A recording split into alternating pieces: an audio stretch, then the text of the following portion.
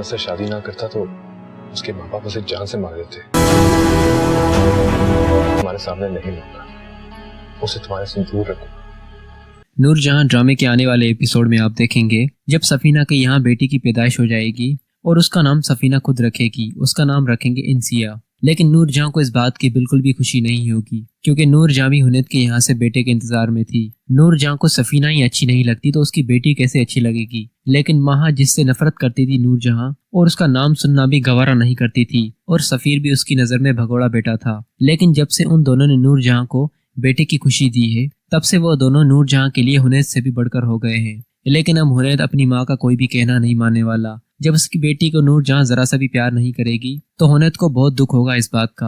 اور یہاں پر سفینہ بھی ہنید سے یہی کہہ رہی ہوگی, مجھے تو ان ساری باتوں کا پہلے سے ہی پتا تھا کہ جس طرح اماں تیار شاہ کو پیار کرتی ہے اور جس قدر سفیر اور ماہا کی اہمیت بڑھ چکی ہے ان کے سامنے, مجھے پتا تھا میری بیٹی کے پیدا کے بعد ہماری حیثیت ذرا سی بھی نہیں رہے گی ان کے سامنے.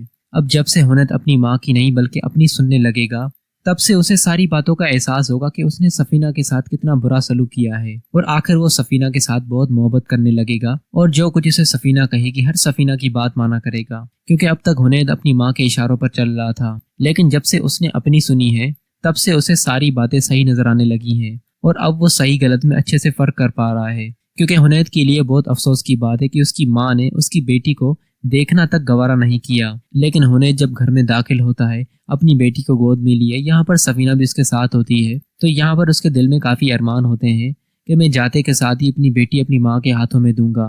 لیکن نور جہاں ایک انا پرس عورت ہے, اس نے شروع سے لے کر آج تک اپنی یہی ضد رکھی ہے کہ اس کے سامنے بیٹیوں کی ذرا سی بھی اہمیت نہیں, ان کی کوئی بھی عزت نہیں. کیونکہ اب تک اس کے تینوں بیٹے ہیں, اس کی اولاد میں کوئی بیٹی نہیں, اور سب کی شادی اس نے اپنی پسند سے ہی کروائی ہے. لیکن نور جہاں کو سنبل کے یہاں سے کوئی خوشخبری نہیں ملی, تو جب سے سفیر کی پسند سے خوشخبری ملی تو تب سے نور جہاں نے اپنے رنگ ہی بدل دیے.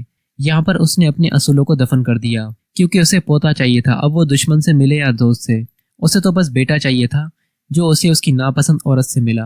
اب آنے والے ایپیسوڈ میں ہنید اپنی بھڑاس نور بانو پر نکالنے والا ہے اور نور بانو کو جان سے مارنے کا ارادہ کرے گا.